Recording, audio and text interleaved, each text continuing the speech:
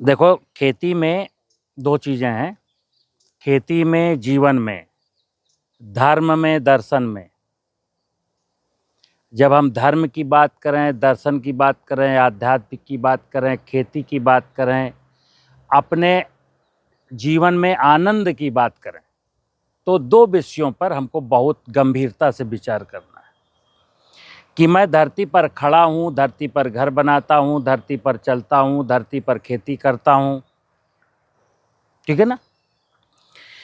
तो धरती को कंसीडर करना है। जब हमें इसी ज़मीन पर फसल बोनी है अपने खाने के लिए, तो कम से कम धरती को कंसीडर करो, धरती को दिल से स्वीकार करो कि यार ये धरती भी कोई चीज़ है।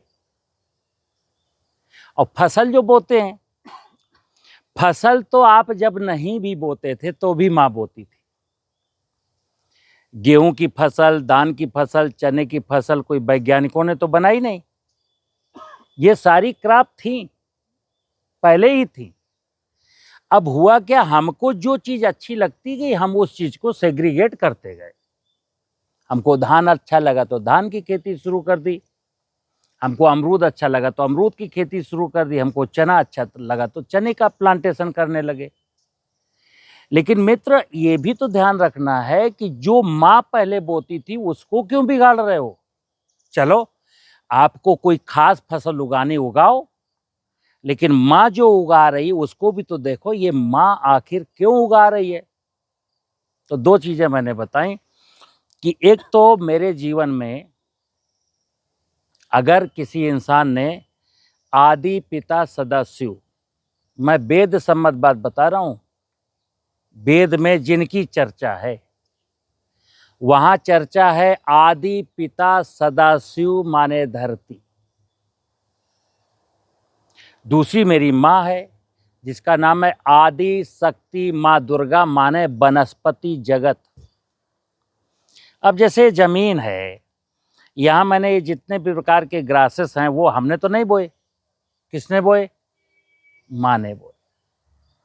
देखिए, हम बीज संभाल के रखते हैं, बीज का प्रोसेसिंग करते हैं, सीड बैंक बनाए हैं, और माँ के पास जितनी भी वनस्पतियां हैं, माँ का सीड बैंक कहाँ है, कोई स्टोरेज है, नो। माँ ने जगह जगह अलग अलग धरती के हिस्सों में अलग अलग प्रकार की वनस्पतियों क्लाइमेट के अनुसार बीज संजो के रखती है। ये बीज न सड़ता है न गलता है, हर साल अपने समय पर स्वतः उग जाता है। और जैसे मैं इस जंगल में खड़ा हूँ तो यहाँ ना तो मैंने बोया, ना मैंने पानी दिया, ना मैंने खाद दिया, और देख लीजिए जरा वनस्पतियाँ कितनी प्यारी, कितनी खूबसूरत है। ये इसको कहते हैं प्रकृति, जहाँ प्रकृति जिंदा है। और प्रकृति में मैंने बोला कि प्रा से है प्राकृतिक संसाधन, जो 5 हैं जिनको जड़ जगत कहते हैं, भूमि, गगन, वायु, अग्नि और नीर। देखो, सूरज तो बहुत दूर है, उसका तो हम ना कुछ बना सकते ना कुछ बिगाड़ सकते। वायु भी, वायु है माने है, उसको मैं क्या दे सकता हूँ, क्या ले सकता हूँ। आकाश का मैं क्या बिगाड़ सकता हूँ, क्या बना सकता हूँ। लेकिन हाँ, अगर मैं अज्ञानी हो गया तो धरती का मैं बहुत कुछ बिगाड़ सकता हूँ, और पानी का भी बहुत कुछ बिगाड़ सकता हूँ। 3 पर तो मेरा बस नहीं है, लेकिन जमीन का सत्यानाश कर सकता हूं, पानी का सत्यानाश कर सकता हूं, कर ही नहीं सकता, कर ही दिया है। ये सस्य श्यामला धरती माँ, जिसमें ऑर्गेनिक कार्बन 1%, 2%, 3%, 4% होना चाहिए, उसको डिक्रीज करके कितना कर दिया, 0.3%। जो जमीन के नीचे भूगर्भ जल 30 फुट, 40 फुट, 50 फुट पर होना चाहिए, उसको कितना कर दिया, 100 फुट, 150 फुट, 300 फुट, 700 फुट। अभी गुजरात, महाराष्ट्र, मध्य प्रदेश के कई हिस्सों में पानी 800 फुट पर है, ठीक है ना। तो है क्या कि ये विषय अज्ञान का था। और ज्ञानी व्यक्ति अज्ञान कब बना, जब वो लालची हुआ। जैसे मेरे फोर फादर लालची नहीं थे, वो बखूबी जानते थे कि भैया ये कुदरत है, ये प्रकृति है, ये भगवान है, ये परमात्मा है, इसके साथ मिलके रहो, इसके साथ मिलके चलो, इसको खराब मत होने दो। जिनको मैं कह देता वो अज्ञानी थे। अपने बाबा वाबा लोगों को क्या कहते हैं, अरे वो अनपढ़ थे। अनपढ़ नहीं थे, वो ज्ञानी थे। और हम पढ़े लिखे अज्ञानी हैं। वो अनपढ़ थे लेकिन ज्ञानी थे, हम पढ़े लिखे अज्ञानी हैं। क्या? धरती को कैसे दोहन कर लिया जाए, नीचे का पानी कैसे दू लिया जाए, जंगल कैसे काट लिए जाए, चिड़िया को कैसे मार दिया जाए, इसको कैसे मार दिया जाए, यानी सबको मार ही देना है। तो सुनना, दो चीजें बताएं। अगर आपको दार्शनिक बनना है, जीवन सुधारना है, आध्यात्मिक लाइन में जाना है, भगवान की पूजा करनी है, तो पूजा का मतलब है धरती शिव को पूजिए। और शिव का मतलब है धरती को बंजर होने से बचाइए, धरती को आबाद करिए। और धरती के साथ, शिव के साथ रिश्ता किसका है? मां पार्वती का। तो पार्वती कौन है? वनस्पति जगत। अब जैसे कोई आदमी कहे कि नहीं आपकी बात सही है सचान साहब, अब इसमें मैं कार्बन बढ़ा दूंगा, लेकिन खरपतवारों से तो दुश्मनी है। तो माँ से दुश्मनी है, पिता से मोहब्बत है, ऐसा तो नहीं चलेगा। क्योंकि सुन लेना, ये माँ यानी वनस्पतियां और शिव, पार्वती और शिव एक दूसरे की पूरकता में जी रहे हैं। जैसे मैं यहाँ खड़ा हूँ, ये जो इलाका है, ये माँ पार्वती शिव को स्ट्रांग करने की जुगाड़ में है। कितना कार्बोहाइड्रेट बनाएंगे, इतना बायोमास होगा, फिर मैं मर जाऊंगी, फिर मेरा शिव, मेरा पति की ताकत बढ़ जाएगी। और जब पति की ताकत, शिव की ताकत बढ़ जाएगी, तो अगले बार जब मैं फिर कुछ उगूंगी तो वहां से मुझे शक्ति मिलेगी। तो ये पार्वती भी शक्ति है और शिव भी शक्ति है। दो ही शक्तियां हैं संसार में, जो हम, जहां से हमारा डायरेक्ट कनेक्शन है। शक्ति तो सूरज में भी है, ऊर्जा का स्रोत तो सूरज भी है, लेकिन सूरज की रोशनी आकाश से आ रही, शक्ति तो आकाश में भी है। शक्ति तो वायु देवता में भी है, लेकिन वायु देवता, विष्णु देवता और सूर्य देवता, और चार जो देवता है ना शिव के बाद, धरती, शिव, फिर विष्णु पानी, आकाश, हवा और सूरज, ये चार देवता भी शिव और पार्वती की ही इबादत कर रहे हैं। वो चारों, समुद्र से पानी उड़ेगा, किसकी माध्यम से? सूरज के ताप से पानी इवेपोरेट होगा। ये कार्यक्रम कौन कर रहा है? चार देवता। देखना किसके लिए कर रहा है। समुद्र विष्णु है, विष्णु से सूरज की रोशनी से पानी इवेपोरेट होता है। आकाश सपोर्ट करता है बादलों तक जाने में। बादलों को कहते हैं वायुमंडलीय क्षेत्र, ब्रह्मा जी का घर, ब्रह्मा जी का कमंडल माने बादल। और फिर हवा, वायु, उन समुद्र के ऊपर बने हुए बादलों को वायु देवता पूरी धरती में डिस्ट्रीब्यूट करते हैं। किसके लिए? मां पार्वती और शिव के लिए।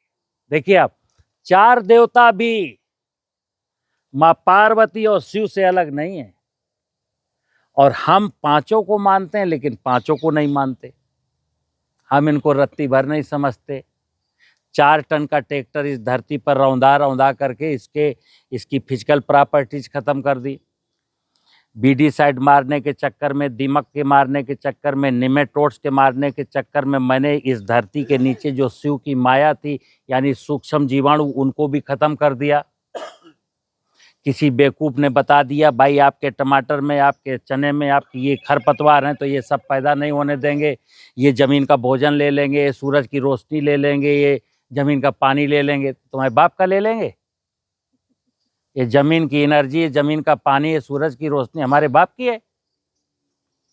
ये तो प्रकृति की है, भगवान की है यार।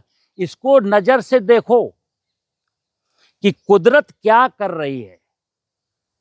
कुदरत जो कर रही है उस पर अपना दिमाग लगाओ, अध्ययन करो कि ये जो चल रहा है घटना चक्र कैसे चल रहा है। तब हम अच्छे एग्रीकल्चरिस्ट बनेंगे।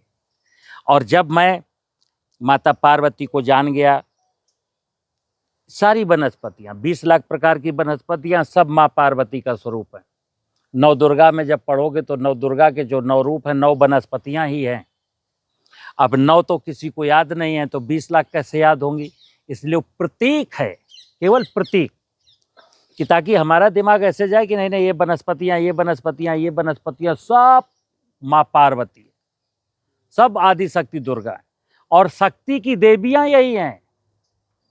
हम क्या खाएंगे? हम अमरूद खाएंगे, ये घास खाएंगे, टमाटर खाएंगे, मूली खाएंगे, नींबू खाएंगे, जो कुछ यहाँ खड़ा है यही तो खाएंगे। इसी से तो मैं पहलवानी करूंगा। आप शक्ति कहाँ से लाए? शक्ति इन्हीं वनस्पतियों से आती है, इसलिए शक्ति की देवी है। अगर कोई शक्ति की पूजा करना चाहे तो वनस्पतियों की पूजा करे। अब प्रश्न आता कि खेती में साहब अगर आप ऐसा समझा दोगे तब तो सत्यानाश हो जाएगा, फिर तो माँ ही बोएगी, हमें तो कुछ बोने का मौका नहीं है।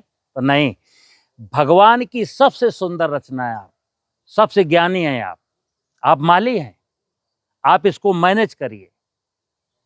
मैनेजमेंट आपके हाथ में है कि ये घासें जो माँ ने बोई हैं इनको भी उगने दो, हम एक लाइन ऐसे कूड़ से ऐसे लाइन में ऐसे से फसल बोएंगे और मेरा भी काम हो जाएगा, मेरा भी काम हो जाए, अन्य से जीवों का भी काम हो जाए, धरती का भी काम हो जाए, सबका काम हो जाए।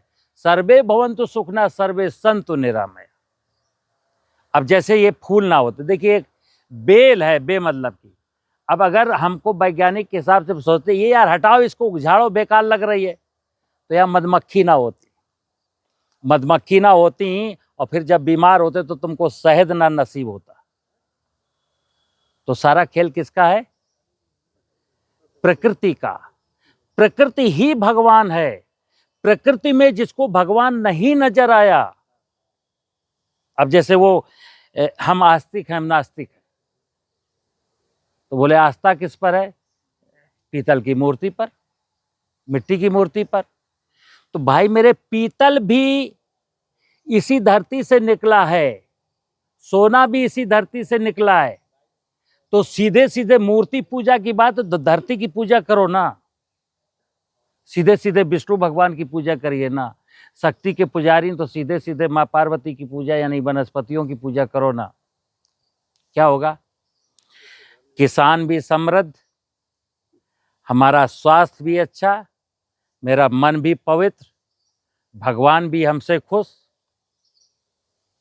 मतलब ये धार्मिक विषय भी है, आध्यात्मिक विषय भी है, खेती का भी विषय भी है, और जीवन में आनंद का विषय। देखिए, अगर हम लोगों ने इस माँ पार्वती और शिव को इस स्वरूप को नहीं समझा, हमने तो शिव देखे कहाँ? कैलेंडर में। शिव कहाँ देखे? शिवलिंग में। नहीं नहीं, कोई बात नहीं, शिवलिंग में भी देखे, कैलेंडरों में भी देखे। तो एक चीज और आपने देखी, जब कैलेंडर में शिव देखा है या जहां मंदिरों में भी शिवलिंग देखा है, तो वहां एक त्रिशूल टंगा होता है और त्रिशूल में एक डमरू लटका होता है।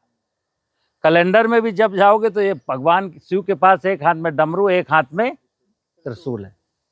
तो कभी ये भी सोचते कि यार शिव भगवान जो है ना, एक हाथ में डमरू, एक हाथ में त्रिशूल क्यों लिए? तो सुनना, शिव जी का निर्देश है कि जो मेरी माँ पार्वती को मेरी अवहेलना करेगा तो मैं त्रिशूल उठा करके तांडव नृत्य करूंगा, और जब पूरी समाज, पूरा मानव समुदाय मेरी पूजा करेगा, मुझे यथार्थ रूप में स्वीकार करेगा, तो मैं डमरू बजाऊंगा। तो जब शिव डमरू बजाएगा तभी तो आपके जीवन में आनंद आएगा। बोलो। और अभी क्या किया शिव ने? शिव ने त्रिशूल उठा लिया और तांडव नृत्य शुरू कर दिया। दिखाई नहीं देता तांडव नृत्य? कैसा तांडव नृत्य? कि बच्चा पैदा हुआ, दिल में छेद है, डॉक्टर ने कहा दिल में छेद है कि नहीं? 7 साल की उम्र हुई, 14 नंबर का चश्मा लग गया। 18 साल की उम्र में भाई की शादी में डांस कर रहा था, हार्ट अटैक हो गया, कैंसर हो गया, शुगर का पेशेंट हो गया, बीपी का पेशेंट हो गया, डिप्रेशन में है, हंसता नहीं है। हम देखिए, शिव अप्रसन्न है, उसी अप्रसन्नता का कारण है हम लोग अप्रसन्न हैं कि नहीं?